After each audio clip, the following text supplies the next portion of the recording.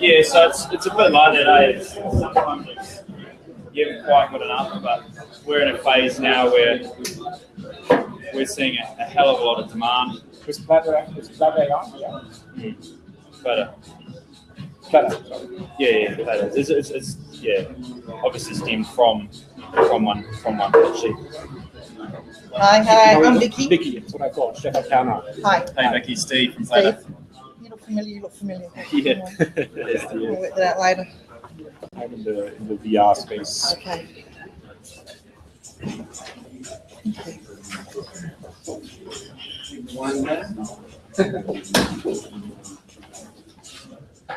Good size group. Cool. Okay, well, welcome everybody to Collective Campus for Future Squared Live. This is our second live episode, and I think it's episode number 65 all up. So this will be available on YouTube, iTunes, SoundCloud, Stitcher, basically every platform you can think of. It's also live on Facebook Live tonight as well. So thank you for coming. Tonight we'll be talking about virtual reality and augmented reality and how it will change the way we buy. So first up, might as well introduce our guests. From left to right, we have Vicky Miller. She's part of the digital transformation team at Kmart, and she's a senior executive experienced leading businesses in digital innovation, business transformation, revenue growth, and P&L improvement. She's got a proven track record developing new revenue streams through online models, digital integration, digital products, and creating high-energy, agile, adaptive cultures where customer experience is awesome. Second, we have Stefan Perner. He's the CEO of Virtual Reality Ventures. He founded this company. He was one of the first. His bio actually said he was one of the first to jump on the VR bandwagon. But I question, can you be the first on a bandwagon? Can't be there. So he founded VRV back in 2014. Since then, he's worked with the likes of REA Group, Ozpost, AGL, as well as Dairy Australia, to name just a few. And his company was the first corporate virtual reality company to join Samsung's Strategic Enterprise Alliance Partnership. So welcome, Stefan. And finally, we have Steve Guinness, GM of Platter. Steve's an early stage commercialization / tech startup entrepreneur. As GM 2IC of Platter, his first responsibilities included raising seed capital to the tune of $1.1 million, which was led by News Corp, and growing the team and spinning out the technology from pioneering mixed reality agency One Fat Sheep, which we'll talk about a little bit later. And he currently drives strategy, ops, and the product roadmap for Platter. Welcome to the show. Thanks, guys. Cheers. Awesome. So we might start with Vicky. And this is a pretty high-level question, but how do we see VR or AR transforming retail, say, in the next 5 years? What are, say, one of the biggest things that jump out at you? So I was having some conversations a bit earlier around this, and certainly when I come from a Kmart perspective, they're very, very successful business and arguably the most successful value retailer in Australia at the moment. And they're very practical in their approach. So for me, it's actually making sure that whatever is happening technology-wise, we really understand our customers and how they're using it, and that we're lined up essentially around them. So whilst you have to keep an eye on where the trend might be going, you can see a lot of that with, augmentation fitting rooms, how you actually might put product into your, lounge room. We have a great home living line, for example. We have to understand that, but I think we also need to be very, very clear about where our customer base is. We're a volume retailer, so we need to make sure that, how our customers are using that technology, that we're really lined up with that. And cool is great, but cool can be costly. So I think for us, it's actually how we keep an eye on where that's going. And I think everybody can sort of see that, but what's the right point for you to really be engaging with your customers on that? And that's an interesting point there. Being a volume retailer, you want to keep costs low, but at the same time, you want to start integrating this possibly high cost technology. So I actually think there's some kind of interesting stuff around what you can do around understanding how your customers might take this up by actually getting, this is very much around the, like a corporate enterprise type of view for me, around how you can start to work internally around those types of technologies. So when we think about, visual merchandising and how we might collaborate, so whether it's, collaborating around an agile wall or in a virtual reality sense, or whether it's actually how we can bring teams together to think about how they merchandise within a store and get agreement on that internally before they start marching out across stores. That's kind of interesting for me around how we get internal users working with those trends to create, greater productivity. And then I believe that once you immerse people in a kind of enterprise corporate environment in those technologies, you get a much better outcome around trends for customers. Understand. Yeah, makes sense. And on enterprise corporate environments, Stefan, your Virtual Reality Ventures does a lot of work in this space. So can you give us some insights in terms of how the corporates you're working with are applying or implementing VR technology? Yeah, well, we do specialize in corporate applications and corporate clients. And we have created two applications specifically that target the retail space. One is in the fashion side of things, and what we do there is, or what we have done there is, we have created a platform where you can 3D scan a client or customer, and then drape the actual patterns of garments around the created avatar, and then send that avatar on a catwalk to walk up and down the catwalk, so that the client can actually see how a particular garment falls and flows on them before they go ahead and buy it, and that in an immersive environment. So that's one of the applications we have created. At the moment, everybody is dipping their toes into the market and see what works, what doesn't work. Nobody is willing, or very few people are willing to spend more than a couple $10,000 for initial experiences. And I think that's money well spent, if you ask me. Well, I might be biased there. Another example of an application that we have created is we have 3D scanned a retailer's retail outlet. It's a retail space. And we have developed an application around that a client can put on the goggles, walk around in the retail space in virtual reality, and purchase items on that retailer's Magento online store. And the benefit there is, on the one hand, the client doesn't have to go anywhere and get the full retail experience, because retailers putting a lot of effort into their physical stores, which can then be experienced by clients from the comfort of their own home. On the one hand. On the other hand, you can get this analytics from usage of that virtual space, and you can see which areas actually work or which areas are blind spots, and then update the retail space based on that. So that's very valuable as well. At the moment, the biggest challenge is headsets in consumer hands. So it is a very different proposition, also, of course, from a Kmart perspective. If there's a couple 10,000 people who have headsets, versus a couple million people You're out right there. there, yeah. And that would make it much more easier to take some money in your hands and actually develop applications. So we are very aware of that, but in the next 5 years, we're definitely going to be there. Yeah, and on that topic of that virtual reality retail store, I know Maya recently released a department store experience with eBay where they've got like 12,500 products available. That's essentially the kind of thing you're talking about there. Yeah, pretty much. Yeah. I mean, we have not progressed beyond the proof of concept or the prototype stage, but it's just a matter of a Kmart or a Target or a Maya to come to us and say, look, we are interested in this, let's progress with this further. Yeah, excellent. And I guess, you know, everybody in this room would be quite familiar with Pokemon Go and, you know, augmented reality. And I know, Steve, your previous company, One Fat Sheep, Yep.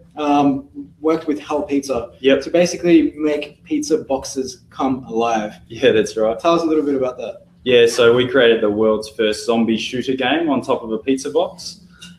So basically, the client came to us and said, we're trying to target our consumer group, which was 18 to 22-year-old males. How do we engage them more with the brand, and how do we sell them more product? So we created a cool game which was fun to play on top of the pizza box. So it encouraged people to buy more pizza. It tied in with their ERP system. People could win prizes, and we upsold them some food, that sort of thing. And off the back of that campaign, they sold an extra $2 million of pizza. Wow. So that was a bit of a crossover marketing slash, it's still a bit, I guess, a little bit gimmicky, but fun, and it really nailed the target user group. If we were targeting, you know, people the age of 40 plus, it might not have worked, but that was an example that really worked for them. Yeah, and I guess on the topic of VR/AR, I mean, just a general question on where do you see the uplift, say, in the next few years? Is it a mix of the two? Do we see our environments, our everyday business, work, life becoming this, basically an augmented reality? Yeah, sure. Because I don't see people walking around the street with headsets on, Yeah. but there are environments where that makes sense, but then in other environments, you Yeah, this exactly. augmentation. I think it's important to recognize the difference between AR and VR. So VR is currently sort of a closed off environment, good for things like showing that retail experience where you're off site. AR is good when you're on site or in situ. So for example, we've got lots of furniture clients. It allows people to see what that chair looks like in their living room. So for a consumer, they can quickly browse through what the product looks like and looks like next to that table, change the color, add in another table, that sort of thing. So in situ is a really good experience for AR, and particularly in the buying process. The other one is being able to scan items, or scan a newspaper, or scan posters on the wall, or just hold your phone up and see points pop up around you in your location. So seeing digital layers in your real world versus the closed off environment, so they have completely different use cases. Yeah. But in the future, you'll see the HoloLens type device, for example, which they're kind of labeling mixed reality, but it's a sense of being able to, the product scans the area in front of you, so it can pop up 3D models in front of you without needing a trigger, or a marker, or an image. But also some of them actually black out, so then you can shut off and you can actually be in a VR environment. So I think we'll see those sorts of devices coming into the market in the next 2 or 3 years. Excellent. And on the changing in-store experience, Vicky, say 5 years from now, what can we expect to see when we go to a Kmart, we're looking to pick up that kitchen knife? What AR or VR applications do we see? Yeah, I think I'm definitely on the AR path at the moment, but just because I think it's just much more practical in terms of, I mentioned earlier, you know, we've got to think about our customers in terms of how they actually want to experience things on volume, and you know, the mobile everybody's got, obviously, everybody knows this. You know, most of our customers, there's I think we have about 50% of our customers that are transacting for online on their actual mobile device, never mind what they do in store. So we've got enough evidence to know what's actually going on there, but then how that translates into the in-store experience, it really just comes back to conversion. And we're still working through this to some extent around, it's great to have a gimmick, but, they're very practical at Kmart, for example, and that's why they win. It's actually around making sure we really nail what's important to the customer in the context of them, being, for us, it's converting for them, it's actually walking out with a great experience. And that's probably in that self-serve space for us. So we'll think about, not experience with this type of technology, not being around, everybody jumps to, the greatest, coolest experience, but it might be a really practical, self-serve, simple, easy, I don't have to line up. What can we do around those sorts of things to kind of miss the queue, for example, and have it sent home, for example, those types of things by using AR with their product purchase in store. So I think that's for us where we'll focus in the next while. And we've got a fair way to go in terms of what we're doing in store, but again, we're very successful with our store experiences, and our growth story is amazing. I've been at Kmart for just over 12 months, and it's just so refreshing actually going into a space like that and understanding, that they're very pragmatic about how they go about their stores and retail. And so anything we introduce into that really must be an enhancement to that experience relating to conversion. So getting very specific about that. And so, people like myself, for example, might be looking into the future around what that, and bringing that in. I mentioned earlier around, how we can do things internally to really understand what's possible. But then it's always got to come back to relating to what's the investment and what are we going to do first to make sure we're getting conversion uplift in store or otherwise. The example there with Kmart as well is you can go home and you can see your physical product at home. You can see what it looks like. IKEA did an example for AR where you can see what the product looks like in your living room. So for Kmart, that's a perfect example. It helps the consumer with their purchasing decision. Consumers are already looking online. They will come into the store, obviously. But a lot of them want to see it.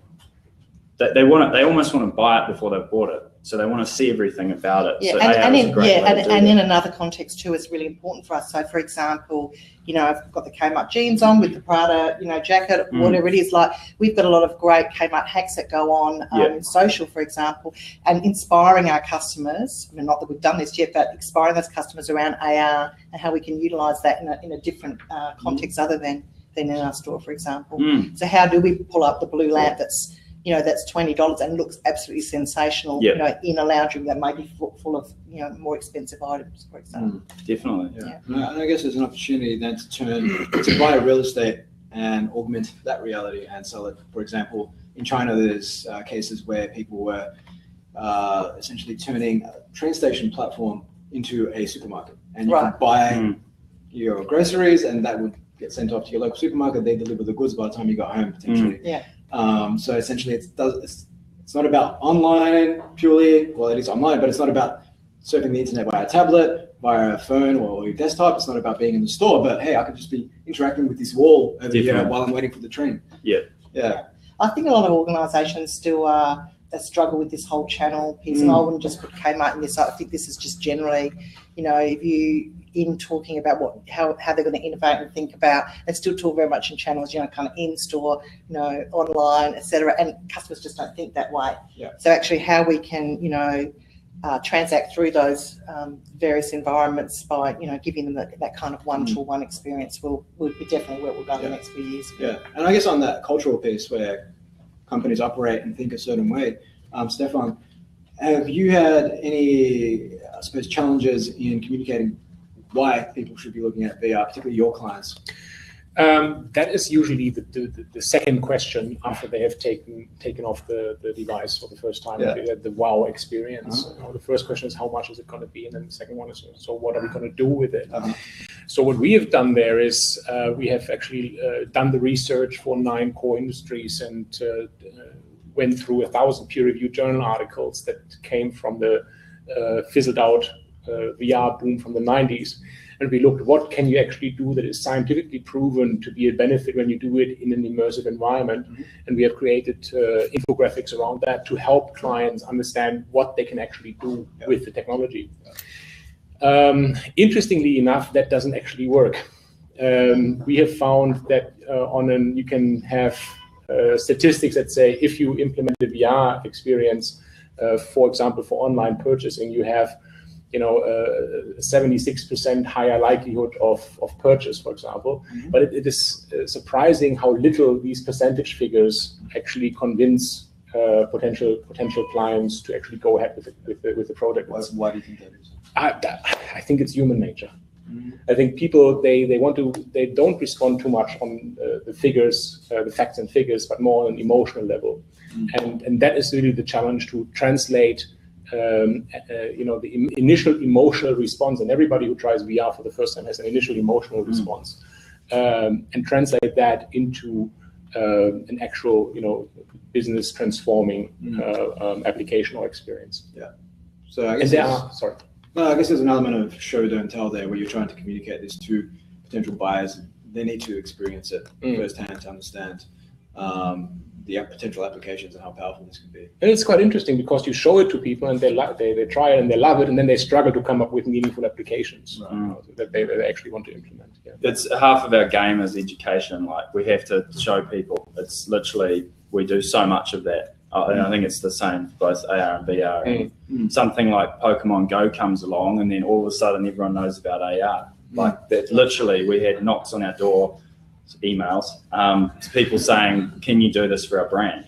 So it's those sorts of education things which all of a sudden it's like, boom, oh wow, AR, yeah, that's amazing. Yeah. Well, it's been around for dozens of years, but anyway. Yeah, and I guess as the cost of these technologies decreases, like with any disruptive technology, we'll see more widespread adoption. Definitely, yeah. And so all the big tech companies are investing heavily into both AR and VR, billions of dollars. Like Magic Leap, for example, is valued at 4.5 billion. It's had over 1.5 billion invested into it by the likes of Google and Alibaba, and they don't even have a product. But apparently it's so good that you cannot, it's hard to distinguish what is actually generated by the device than what is actually there. So there's one example where they put it on a potential investor, and they had a coffee mug on the table, and they said, "Can you please grab the coffee mug?" And they went, and it was actually a virtual one, and they couldn't tell the difference. So apparently it's really good. I haven't seen the product yet, but I would love to. You'd expect it to be be pretty good with that amount of cash being poured in. Yeah. If Google puts a couple $1 billion into something, you can expect it. Surely. So on VR, given the barriers to entry when it comes to cost and the hardware being quite prohibitive, like most people will need to buy new consoles or PCs to effectively run some of the cutting-edge VR applications.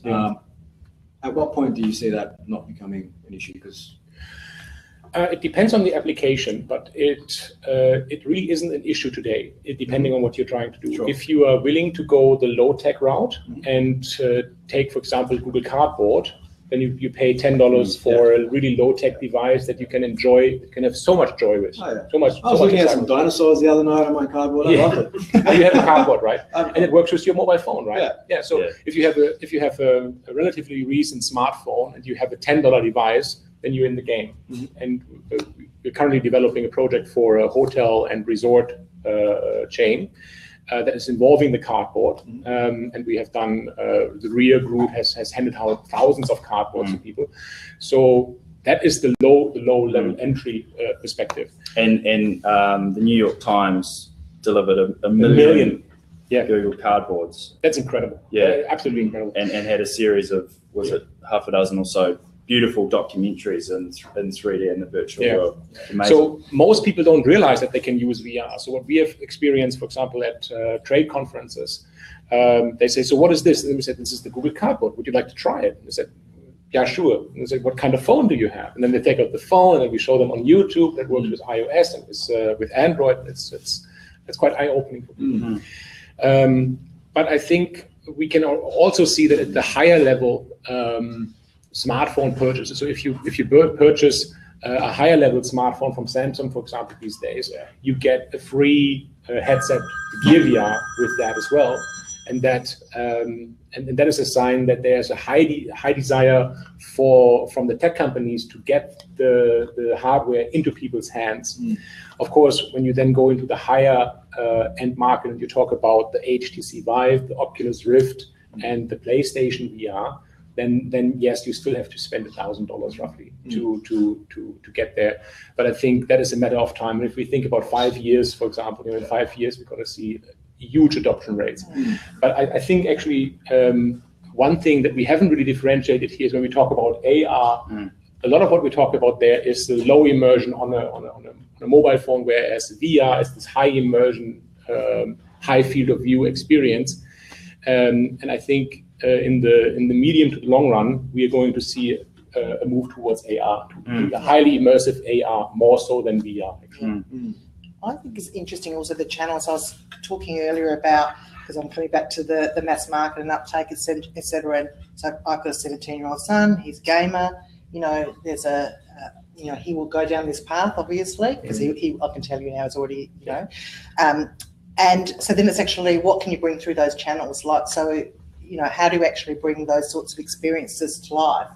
I was using an example of my mother is 86, and she's she uses her iPad, she uses heaps of technology now, and she never did before when she was just in front of the PC. So how it's coming to us through these other devices that she's really comfortable with, and she's actually, you know, I would say a pretty savvy technology user. And so when you think about that being your customer and how that, you need to think about how they're actually experiencing technology, what's the pathway to those users, and bring it to life, you know, through those environments. Yeah, I mean, as you said just now, Vicky, it's probably the son or the boyfriend or the husband who's bringing the device into the home, but then what it's being used for is then the next question. Because once it's in the home, then maybe the grandmother always wanted to go to Italy, but just can't come and have a look do at it this, anymore. and then they're moving people along based on, you know, the you know, like my son is basically always showing me stuff. And the same with his grandmother. So, you know, just thinking about how people immerse themselves in technology today and how we can actually get a play from that is, I think, important. Yeah, definitely. I think on the cost thing as well, though, it's becoming less about the cost of device because they are being handed out for free, and it comes back down to, well, what's the content? Like, what are the use cases? What if I own one of those devices? What can I do with it? Well, there's not hundreds or thousands of experiences that you and I would want to interact with. There might be 2 or 3, and maybe a couple of game ones, which, you know, gamers love. But it's the same with AR. It's like, well, what are the problems being solved for me, and how much of that is there out there? So a lot of it's the content issue. So your problem with, you know, it's minimum 10 grand starting point. We find that the content is something that needs to be solved. And so if more businesses are creating more AR content, then more consumers will use it. So that's what we tried to, one of the problems we identified was cost. And so how do you bring that cost down for businesses to start creating that content? And that's where Flutter comes in, because it's user generated, isn't it? Yeah, there's some user generation in there, and it's also a low cost monthly rather than a pay 50 grand or 10 grand to get on board. Yeah. So what Flutter is doing is essentially, and excuse me if this is the best analogy, but WordPress for VR content creation. That's pretty much it. We say Wix, Weebly, Squarespace of AR. So it's an easy and pay a monthly fee based on how much content you've got in there, and that's it. Almost no setup fee, but which we still firmly believe is one of the biggest problems with a technology like AR and VR. It's going from an old school service model to software as a service.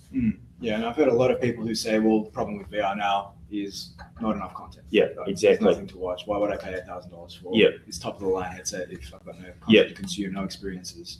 Exactly. So, yeah, that makes sense.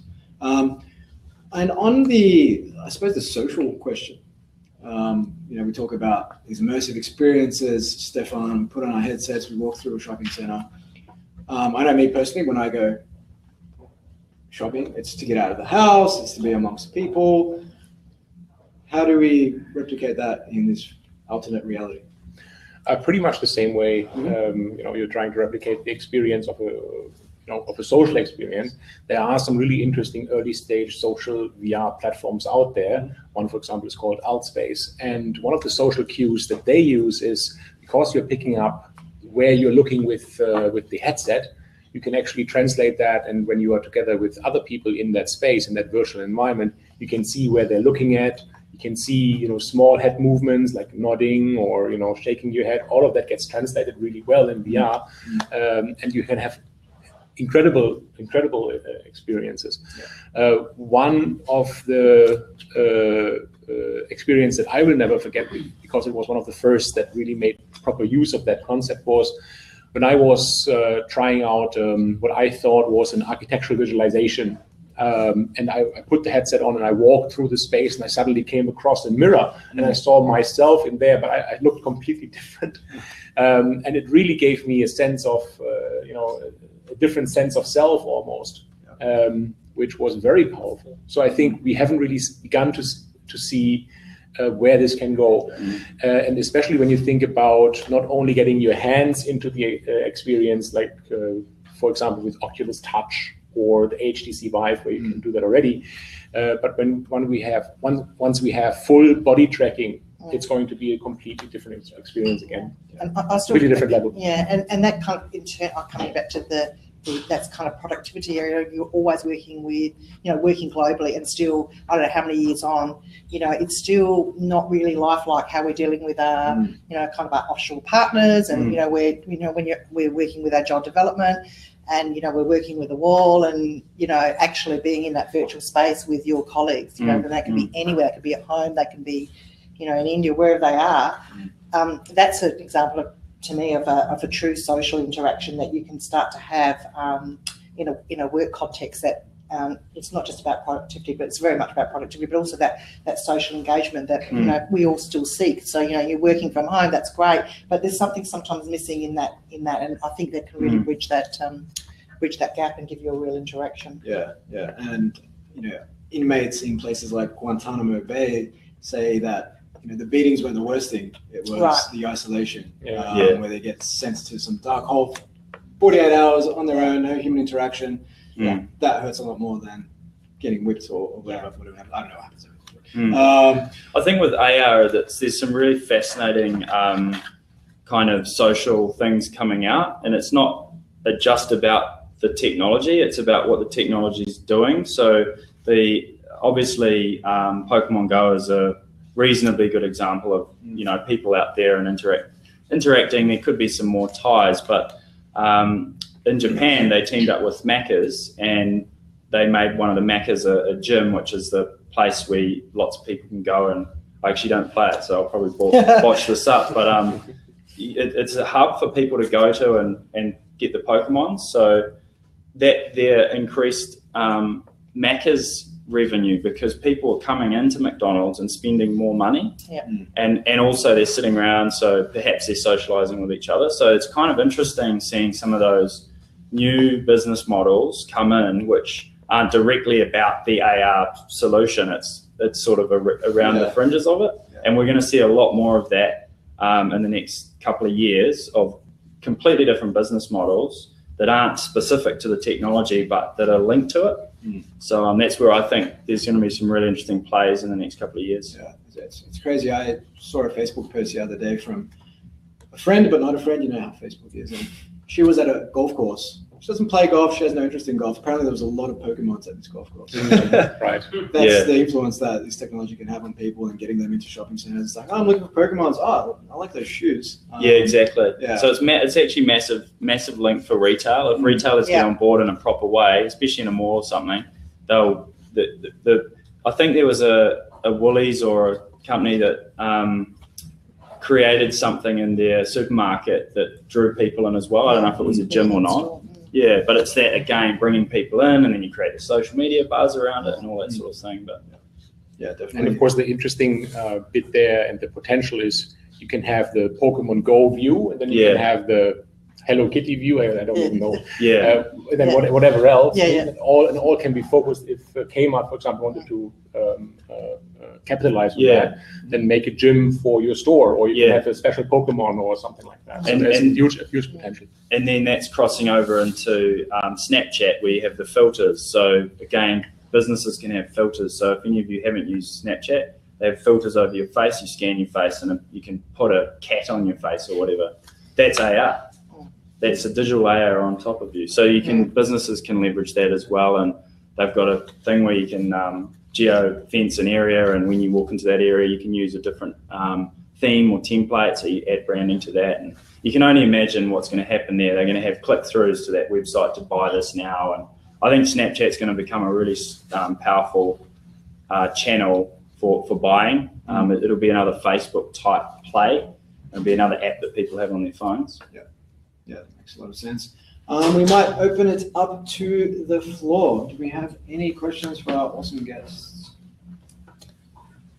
What about the old VR dream of a virtual reality, a reality that is the universe that is virtual?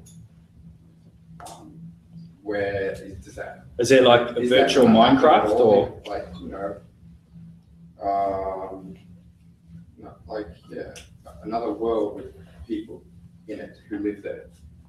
Is that like what Second Life is doing? Yeah. Second Yes. Life, Yeah. that's what I was thinking. Warcraft 1.0 or Second Yeah, Life or yeah. Minecraft. Or, Mm. Where's that going to go in the next 10 years? What do you think? There's a book that I can really recommend. It's called Rainbow's End by Werner Winch. And he's exploring exactly that question and goes into great detail in regards to where this can go. And basically what he's saying there is that from an augmented reality perspective, you can have different overlays of the world that is, whatever you're interested in. Whatever your interest, there's going to be a virtual overlay of the world that will be suitable to your interest. And you can switch between them, and there can be different factions and all these kind of That's things. kind of like a game. My question was more like, there was a group in Italy who took historical data from the 16th century, and they put it into a computer to try and recreate where people from the day were, and they had a database of about 10,000 to 20,000 people, and they put it into a computer, and they had a kind of a map where the people were on any given day in that 20-year time period in Venice, and they basically created a virtual reality Venice. At the time, all they had to do was just put AI in it. It doesn't have to be a game. It can be just information like what you were just talking about, or you can say, how did this place look like in the 20s, for example. It's just like there's no limits what you can think of. Yeah, it's likely to happen. The whole virtual world. Didn't Elon say we're living in a virtual world? We're in a simulation. Simulation. Yeah. Bank of America Sorry. just should a report that says 50% chance we're living in the Matrix. That's amazing. Yeah. Yep. Anyone So else? we are it. Any other question? Nick? This one's for you, Steve. You mentioned one of the biggest, problems for AR or VR at this stage is lack of content. Yep. I guess what kind of skills do you expect content creators to gather over the next couple of years to solve that problem?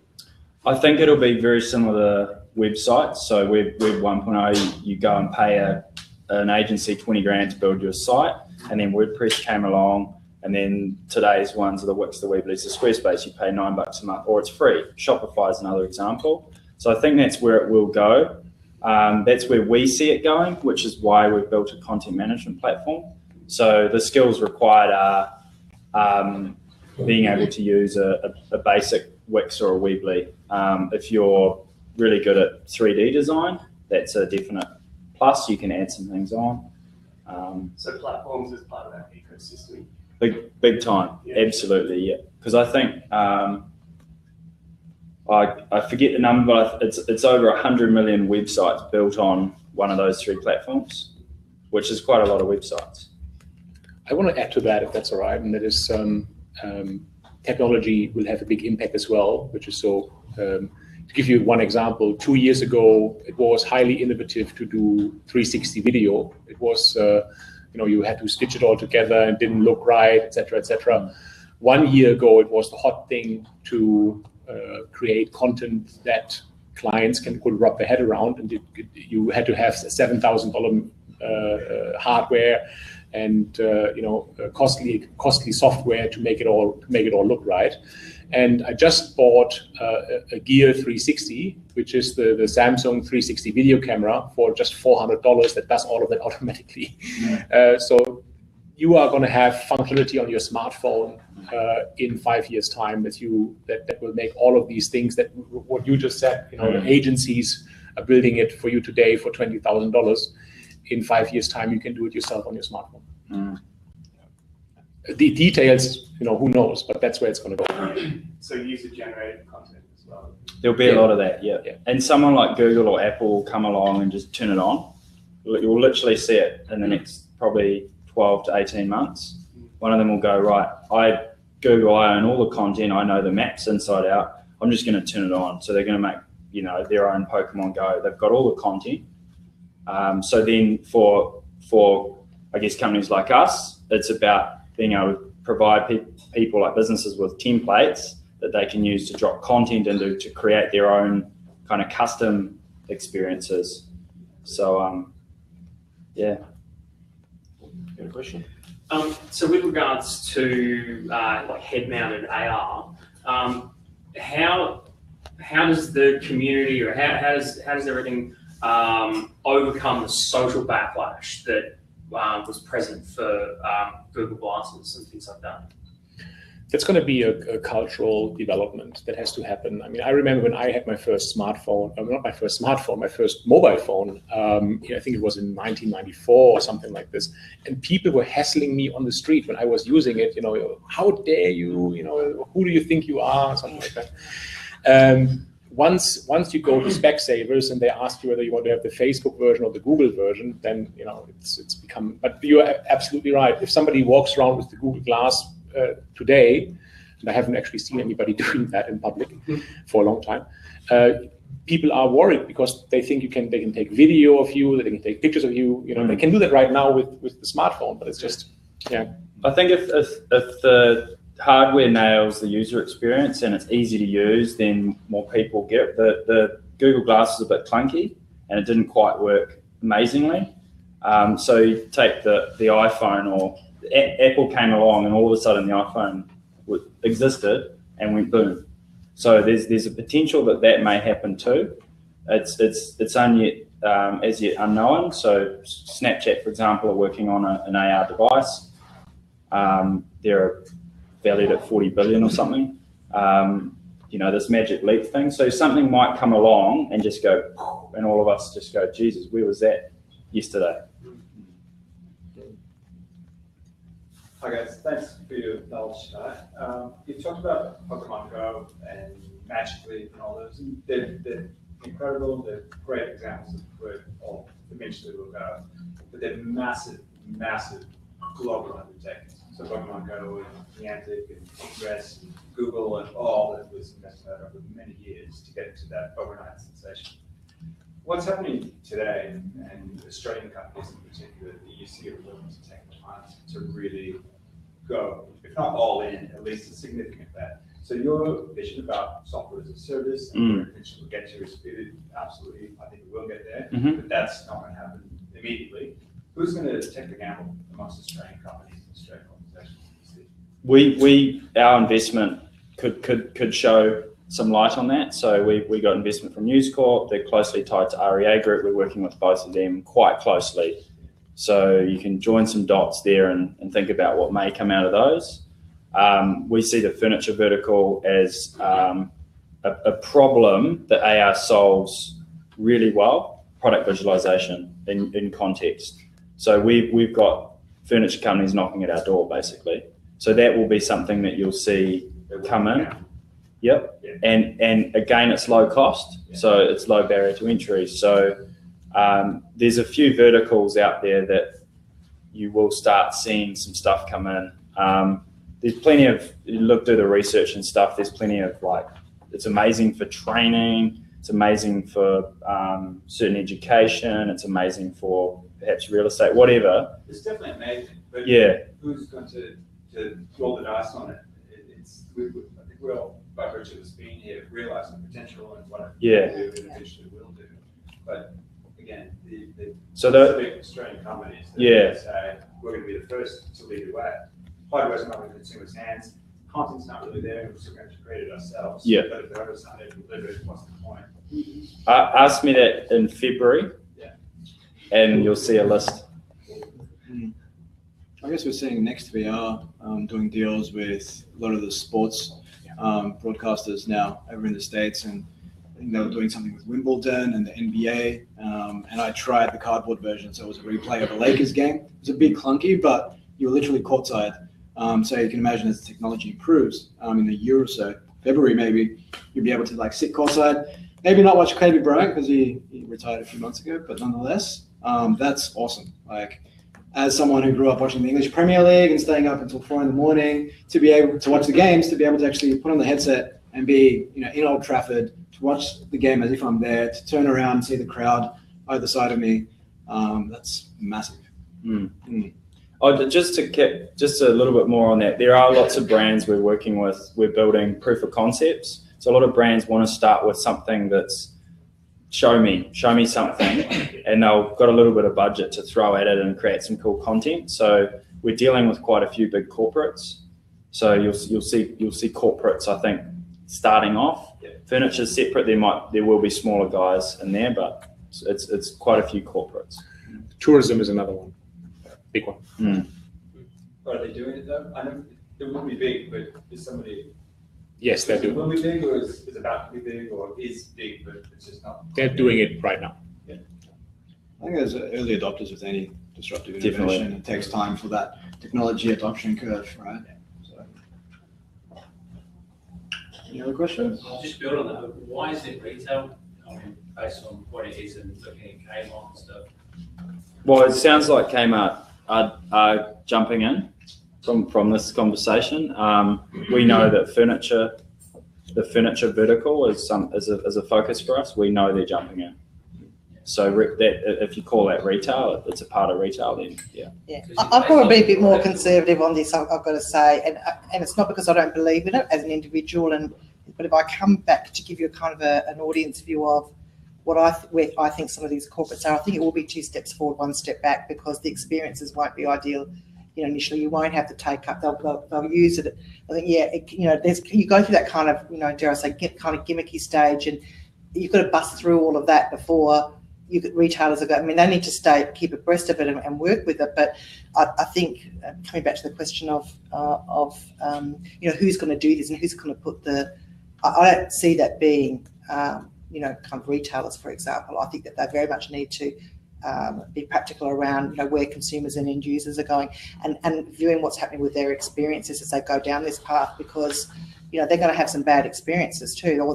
Our expectations lift very, very quickly around we get into something and we give it a go and we throw it away. Google Glass is a good example of where you get some early adopters in there. It's not quite right. The expectations get lifted, and then eventually it does bust through. And it's actually knowing kind of keeping track of that and work out where to spend the dollars to actually make sure. I'm going to come back to, for retail, it's about conversion. It's just going to be really, really practical about what you're trying to do there, and looking at technology, users, how they're experiencing it, and how you bring that together. Yeah. That's quick. I'm more coming from like a product design thing to actually a product. Do you think AI will be used to enhance the actual day-to-day function of a product? So being more intelligent, or being overlaid with instructions on how to use it or repair something? Yeah, Those types of things? Yeah. Definitely. Something like a database. Yeah, definitely. So we're talking with a big brand about putting recipes on top of products. So you're adding value to the product. It could be recipes. It could be an instruction guide on how to use that product.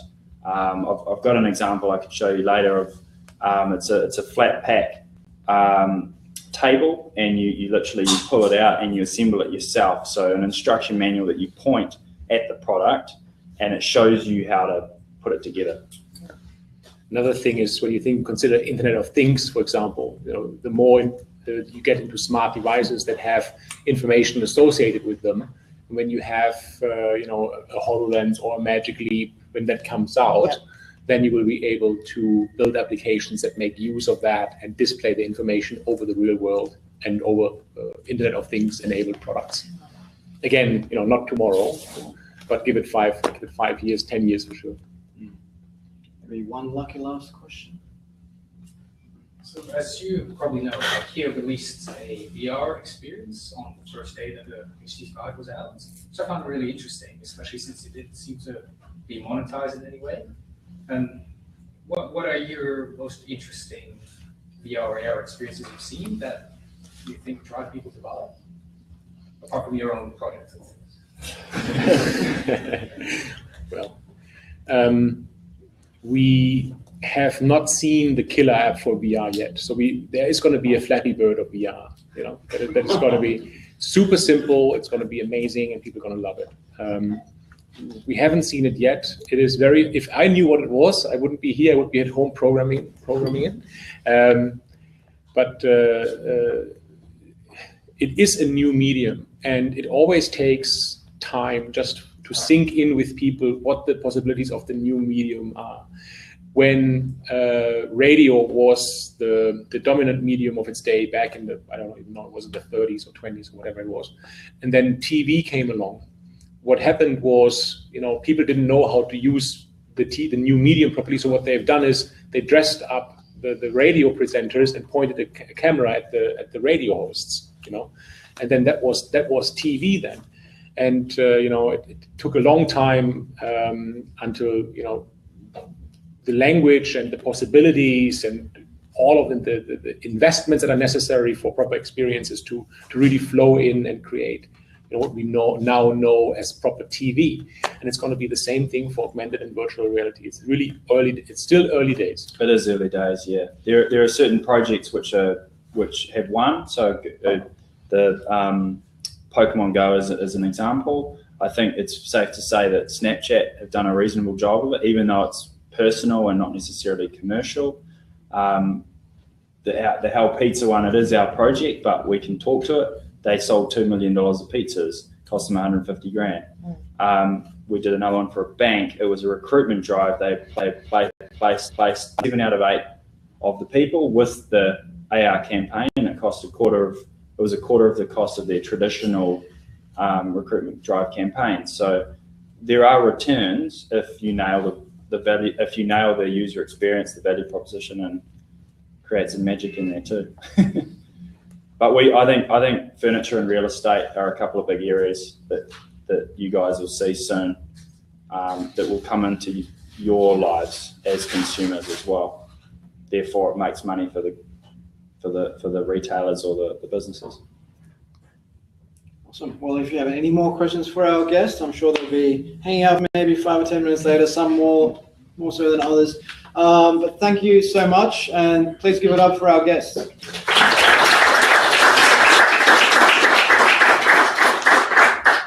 So this will be live next week, I believe, on iTunes if you want to have another listen. And be sure to like, share, or subscribe, because that always helps. Thank you.